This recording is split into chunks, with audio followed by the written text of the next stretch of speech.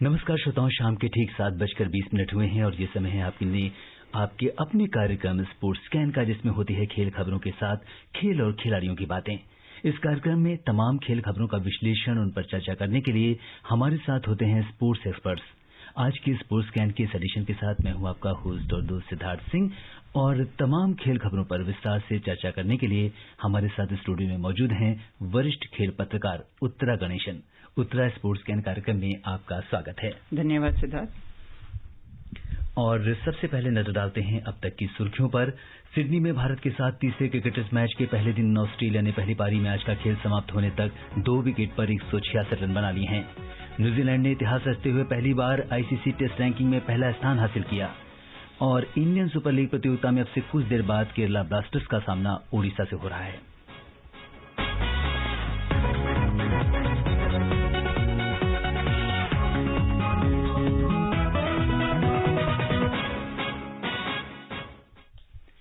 Sydney में भारत के साथ तीसरे क्रिकेट टेस्ट मैच के पहले दिन ऑस्ट्रेलिया ने पहली पारी में आज का खेल समाप्त होने तक 2 विकेट पर 166 रन बना लिए हैं। इससे पहले ऑस्ट्रेलिया ने टॉस जीतकर बल्लेबाजी का फैसला किया। वर्षा के कारण मैच कुछ देर बाधित रहा। स्टंप्स के समय स्टीव स्मिथ 31 और मार्स लबुशेन 67 रन बनाकर मैदान में थे। क्या कुछ हुआ आज के इस मैच में, ये जानने के लिए रुख करते हैं अपनी सहयोगी नईम अख्तर का। नईम जी, सिडनी क्रिकेट ग्राउंड में आज भारत और ऑस्ट्रेलिया के बीच खेले जा रहे तीसरे क्रिकेट टेस्ट मैच के पहले दिन का खेल बारिश की वजह से बाधित रहा। पहले दिन बारिश के कारण 3 घंटे का खेल नहीं हो सका और 90 के बजाय 55 ओवर का ही खेल हो सका। अब अंपायर्स ने फैसला किया है कि अगले 4 दिन का खेल आधे घंटे ज्यादा का होगा। ऑस्ट्रेलिया ने टॉस जीता और पहले गेंदबाजी करते हुए 2 विकेट पर 166 रन बनाए। मेजबान टीम की खराब शुरुआत रही और चौथे ओवर में मोहम्मद सिराज ने डेविड वार्नर को 5 रन पर आउट कर ऑस्ट्रेलिया को पहला झटका दिया। डेब्यू टेस्ट खेल रहे ऑस्ट्रेलिया के ओपनर बिल पुकोव्स्की ने अपने करियर का पहला अर्धशतक लगाया। पुकोव्स्की ने लबुशेन के साथ दूसरे विकेट के लिए 100 रन की पार्टनरशिप कर पारी को संभाला। हालांकि खास बात यह रही कि उन्हें पवेलियन भी अपने डेब्यू टेस्ट खेल रहे तेज गेंदबाज नवदीप सैनी ने ही भेजा। पुकोव्स्की 62 रन बनाकर एलबीडब्ल्यू आउट हुए। नवदीप सैनी अपने डेब्यू मैच में विपक्षी टीम के डेब्यूटेंट को आउट करने वाले 5वें गेंदबाज बन गए हैं। अब देखना दिलचस्प होगा कि कल के मैच में किस टीम का पलड़ा भारी रहता है। Naeem Akhtar, sports scan. जी हाँ उत्तरा, जिस तरीके से ये मैच चल रहा है, और अपने श्रोताओं को ये भी बता दें कि आकाशवाणी से इस मैच का आंखों देखा हाल प्रसारित किया जा रहा है, जिसे आप सुबह 4:55 से सुन सकते हैं। इसका प्रसारण एफएम रेनबो सहित अतिरिक्त मीटरों पर किया जाएगा। तो जिस तरह से उत्तरा आज का खेल रहा और 2 विकेट गिर गए, कितना बड़ा स्कोर मानती हैं आप? 2 विकेट पर 166 रन है।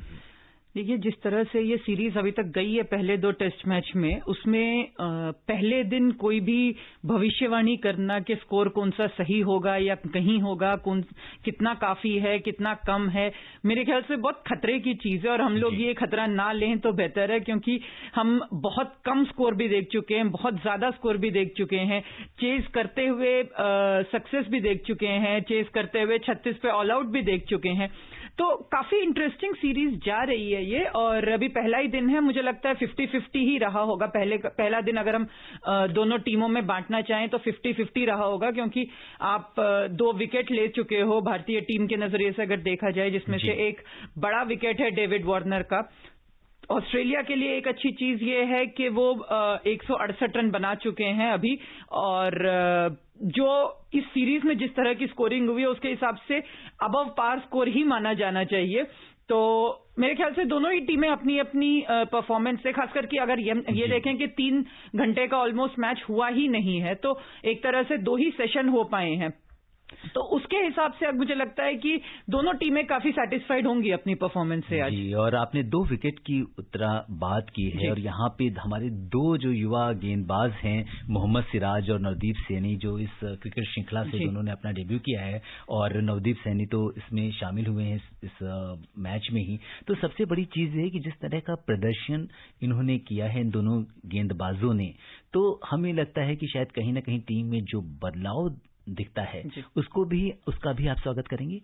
बिल्कुल, और इट वॉज अबाउट टाइम के हम इनको चांस दें। और ऑस्ट्रेलिया में टेस्ट सीरीज में अगर आप डेब्यू कर रहे हैं तो उसे बैप्टिज्म बाय फायर ही एक तरह से कहा जाएगा उसके, क्योंकि उससे ज्यादा मुश्किल कोई ऐसा है नहीं। अगर इंग्लैंड को पिछले कुछ सालों में छोड़ दिया जाए तो ऑस्ट्रेलिया से ज्यादा मुश्किल अपने डेब्यू के लिए कोई वेन्यू नहीं मानी जाती, ना ऑस्ट्रेलिया टीम से ज्यादा मुश्किल कोई टीम मानी जाती है। तो उनके सामने प्रदर्शन करना और डेब्यू करना मेरे ख्याल से दोनों के लिए कॉन्फिडेंस बूस्टर होगा। अलग अलग अगर दोनों ही बॉलर्स की बात करें तो बहुत कॉन्ट्रास्टिंग इनका बैकग्राउंड रहा है, जिस तरह से खेलना शुरू किया था, किस तरह, और जैसे सिराज हैं तो बहुत ऐसा नहीं है कि बचपन से खेलते आ रहे हैं और लगातार एज ग्रुप खेलते यहां पे आए हैं। वो जिस तरह से उन्होंने परफॉर्म किया पिछले कुछ सालों में काफी तेजी से वो निकल के आए हैं, तो उनका जो डेब्यू है वो नवदीप सैनी के साथ बिल्कुल कॉन्ट्रास्टिंग है, क्योंकि नवदीप सैनी बिल्कुल टिपिकल उस तरह के खिलाड़ी हैं जिन्होंने बिल्कुल नीचे से खेलना शुरू किया, फिर लोकल क्लब्स में खेलते थे, फिर नेट बॉलिंग करते थे, उसके बाद रणजी टीम के साथ धीरे धीरे किया उन्होंने नेट बॉलिंग की, उसके बाद जब अपने स्टेट में चांस नहीं मिल पाया तो दिल्ली आए वो खेलने के लिए, यहां पे उनको काफी स्ट्रगल करना पड़ा खेलना शुरू करने के लिए, उसके बाद आईपीएल में आए, उसके बाद उन्होंने डेब्यू किया। तो ये एक बहुत ही टिपिकल जो खिलाड़ी का होता है सफर उस तरह का है। लेकिन आज जिस तरह से दोनों ने परफॉर्म किया उससे ये चीज जरूर साबित होती है कि आपका बैकग्राउंड कोई भी हो, आपने शुरुआत कहीं से भी की हो, अगर आप अपनी मेहनत करते हैं तो बिल्कुल टॉप लेवल पे आप खेल सकते हैं, आपको खेलने से कोई रोक नहीं सकता है। जी, और जैसा कि हम लोग डेब्यू करने वाले इस टेस्ट मैच में बहुत सारे खिलाड़ी हैं, ऑस्ट्रेलिया की बात करते हैं पोकोवस्की की, जिन्होंने आज 110 बॉल पे 62 रन की शानदार पारी खेली और उन्होंने अपना पहला, जैसे कहें कि डेब्यू टेस्ट में अपना अर्धशतक भी लगाया, और एक नए युवा खिलाड़ी हैं और जिस तरीके से उन्होंने प्रदर्शन किया है तो उनसे भी उम्मीदें काफी बंध गई हैं। देखिए, उनसे उम्मीद बहुत पहले से थी, बल्कि ये सीरीज शुरू होने से पहले से लगातार ये बात हो रही थी कि इनका डेब्यू कब होगा। जो कहा जाता है कि it's not whether, it's when. तो इससे पहले जब वो डोमेस्टिक खेल रहे थे, चाहे वो शेफील्ड शील्ड हो ऑस्ट्रेलिया में, वो जितना भी उन्होंने खेला है, उनकी हर खिलाड़ी जिसने भी उनको देखा है, खास करके ऑस्ट्रेलिया के जितने भी लेजेंडरी खिलाड़ी हैं, चाहे वो स्टीव वॉ हो या शेन वॉन हो या मार्क वॉ हो, सबने उनकी बहुत तारीफ की है और लगातार यही बात हो रही थी कि वो कब अपना डेब्यू करेंगे। ये माना जा रहा था कि इस सीरीज में वो डेब्यू करेंगे ही करेंगे अपना, उनको और इंतजार नहीं करना पड़ेगा। बल्कि ये भी बात हो रही थी कि उनको खिलाने के लिए अगर किसी बड़े खिलाड़ी को ड्रॉप करना पड़े जो आउट ऑफ फॉर्म है, तो भी वो रिस्क ऑस्ट्रेलिया को ले लेना चाहिए। इससे हमें समझ आता है कि उनके बारे में कितनी ज्यादा प्रशंसा हो चुकी है ऑलरेडी। तो इन सब चीजों के बाद आके परफॉर्म करना मेरे ख्याल से वो ज्यादा बड़ी बात है, क्योंकि जब आपके ऊपर इतना सारा एक्सपेक्टेशन होता है एक डेब्यूटेंट और एक यंगस्टर के तौर पर, तो बहुत आसान होता है अपना फोकस खो देना या उस प्रेशर के अंदर अपने आप को नहीं संभाल पाना। तो जिस तरह से उन्होंने परफॉर्म किया इतने एक्सपेक्टेशन के प्रेशर के अंदर, मुझे लगता है वो ज्यादा बड़ी चीज है और इससे ये समझ आता है कि ये लंबी रेस का घोड़ा है। बिल्कुल, अगर हम देखें तो दो रिकॉर्ड बदलाव किए गए हैं ऑस्ट्रेलिया में, कि पहली बार 11 साल बाद एक ही सीरीज में ऑस्ट्रेलिया की ओर से 2 अंडर 23 खिलाड़ियों ने टेस्ट डेब्यू किया। दूसरा, 35 साल बाद एक ही सीरीज में 4 ओपनर को मौका मिला, जो कि अपने आप में एक क्रिकेट में एक इतिहास है।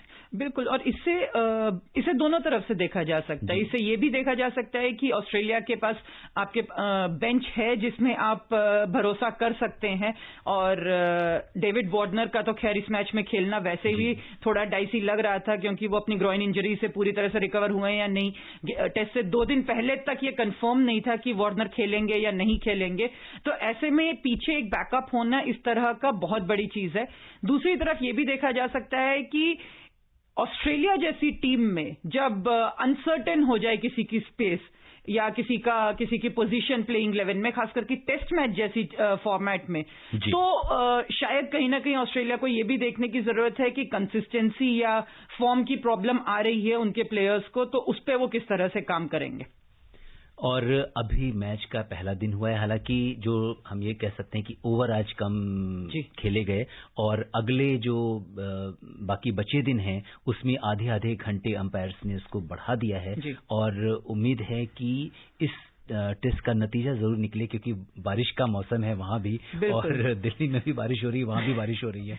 और दोनों ही टीमें ये चाहेंगी, सीरीज जिस मोड़ पे है, जितने इंटरेस्टिंग मोड़ पे पहुंचा हुआ है, मुझे नहीं लगता दोनों ही टीमें इस वक्त ड्रॉ की कोशिश करेंगी या उम्मीद भी करेंगी, क्योंकि दोनों ही टीमें ये चाहेंगी कि चाहे कैसे भी जीते और चाहे कितना भी उनको एक्स्ट्रा खेलना पड़े, ये मैच जीतना दोनों ही टीमों को अपर हैंड देगा सीरीज में आगे की मैचेस के हिसाब से। और मुझे नहीं लगता जिस तरह से दोनों ही टीमों ने परफॉर्म किया, खासकर कि भारतीय टीम ने परफॉर्म किया है, ड्रॉ चाहे वो खेल के हो या बारिश की वजह से हो, मुझे लगता है कि भारतीय टीम इस वक्त उस पोजीशन में है जहां पे वो ड्रॉ के बारे में बिल्कुल नहीं सोचेगी, और ये एक बहुत अच्छी चीज है, क्योंकि इससे एक बहुत पॉजिटिव इंटेंट आपकी टीम में समझ आता है।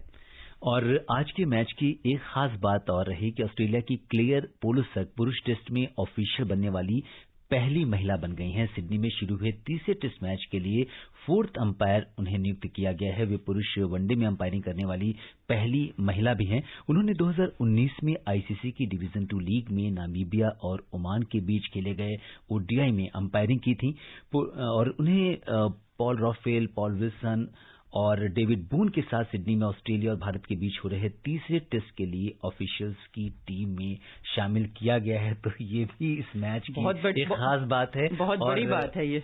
और देखिए उत्तरा, आप हमारे साथ हैं, तो जिस तरह से महिलाओं का, अगर हम चाहे वो क्रिकेट रिपोर्टिंग की बात या स्पोर्ट्स रिपोर्टिंग की हम बात करें, या स्पोर्ट्स में हिस्सा लेने की बात करें, या अंपायरिंग, या दूसरी जो जितने भी एक डाइवर्सिफाइड फील्ड्स हैं, उसमें भी हिस्सेदारी बढ़ती जा रही है। देखिए, मेरा तो हमेशा से ये मानना रहा है कि आप मौका देंगे तो ही आपको पता चलेगा क्षमता का, और बहुत समय तक वो मौका देने वाली जो बात है वो ही नहीं हो पाती थी। ये मान के चला जाता था कि लड़कियां नहीं कर सकती हैं। तो भले ही इस बारी वो सिर्फ 4th अंपायर हैं, लेकिन ऐसा नहीं है कि टेस्ट मैच जरूर मुश्किल होता है, बिल्कुल टॉप फॉर्मेट माना जाता है, पर अगर आप उनका इतिहास देखें तो वो ऐसा नहीं है कि उन्होंने अभी शुरू किया या 18 में किया या 19 में किया, वो 2016 से अंपायरिंग कर रही हैं, और उस वक्त से वो डोमेस्टिक में लड़कों के साथ भी अंपायरिंग कर रही हैं। तो ऐसा नहीं है कि उनके पास एक्सपीरियंस की कमी है। टेस्ट फॉर्मेट बिल्कुल मुश्किल होता है, लेकिन जब आप ओवरऑल परफॉर्मेंस के हिसाब से देखें तो ऐसा नहीं है कि उसमें टेस्ट के लड़कियों के लिए जो मेरिट का जो क्राइटेरिया होता है या लड़कों का होता है वो अलग अलग होता है। आपको एग्जाम्स वही सारे क्लियर करने होते हैं, और अगर आप मैच में खड़े हैं तो 50 ओवर का ही लड़कों का मैच होता है वनडे, और 50 ओवर का ही लड़कियों का मैच होता है। टेस्ट मैच 5 दिन का होता है, तो ऐसा नहीं है कि अगर लेडी अंपायर खड़ी होगी तो कहेंगे कि हम 4 दिन में खत्म कर देंगे मैच को। तो आपकी जब रिक्वायरमेंट सारी सेम है तो चांसेस बराबर क्यों ना हो। बिल्कुल, अगर हम इस मैच की बात करें तो राफेल और विल्सन यहाँ पे फील्ड अंपायर हैं, जबकि ब्रॉक्स ऑक्सनफोर्ड तीसरे अंपायर हैं और डेविड बून मैच रेफरी हैं। वहीं पोलुसक 4th अंपायर हैं। आईसीसी के नियमों के अनुसार चौथे अंपायर को मेजबान क्रिकेट बोर्ड की ओर से अपने आईसीसी अंतर्राष्ट्रीय पैनल में वो नियुक्त कर सकता है। और अगर हम इनके करियर पर एक नजर डालें तो 2015 में करियर शुरू हुआ। थाईलैंड में ICC women T20 world cup के लिए हुए क्वालिफाइंग टूर्नामेंट पे भी वो अंपायरिंग कर चुकी हैं। उन्होंने वनडे में अंपायरिंग डेब्यू 2017 में नवंबर में वेस्टइंडीज और ऑस्ट्रेलिया वुमेन टीम के बीच कैनबरा में हुए ओडीआई मैच से की थी। 2017 में यूके में हुई वुमेन वनडे वर्ल्ड कप में भी उन्हें अंपायर नियुक्त किया गया था। अब तक 33 T20 और 17 ओडीआई मैचों में वो अंपायरिंग कर चुकी हैं, और इस तरह से अब ये भूमिका निभा रही हैं। और हम तो यही चाहेंगे कि बहुत जल्द इनको टेस्ट मैच में फील्ड पे भी देखने को मिले, क्योंकि जैसा मैंने कहा कि अगर आप 4th अंपायर हो सकते हैं तो थोड़े से और एक्सपीरियंस के बाद आप टीवी अंपायर भी हो सकते हैं, और उसके बाद आप फील्ड अंपायर भी हो सकते हैं। ऐसा नहीं है कि फील्ड अंपायर हमेशा लड़का ही होना चाहिए। बिल्कुल, तो ये एक हम ये कह सकते हैं कि इस खबर का एक दूसरा पहलू था, इस मैच का एक दूसरा पहलू था जो हमने अपने लिसनर्स के सामने पेश किया। न्यूजीलैंड ने पाकिस्तान के खिलाफ कल क्राइस्टचर्च में दूसरा टेस्ट मैच पारी और 176 रन से जीतकर पहली बार आईसीसी टेस्ट रैंकिंग में पहला स्थान हासिल किया है।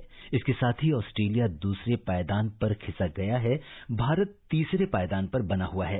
कप्तान केन विलियमसन की डबल सेंचुरी और काइल जेमिसन की खतरनाक गेंदबाजी के दम पर न्यूजीलैंड ने दूसरा टेस्ट मैच चौथे दिन ही अपने नाम कर लिया। न्यूजीलैंड पिछले 10 सालों में टेस्ट क्रिकेट में नंबर 1 रैंकिंग पर पहुंचने वाली छठी टीम है। आईसीसी ने ट्वीट किया कि दूसरे टेस्ट मैच में बड़ी जीत से New Zealand ICC test team ranking में नंबर 1 पर पहुंच गया है। तो अगर हम ये देखें तो न्यूजीलैंड नंबर 1 पर काबिज होने वाली 7वीं टीम है और इन दिनों जबरदस्त फॉर्म में है।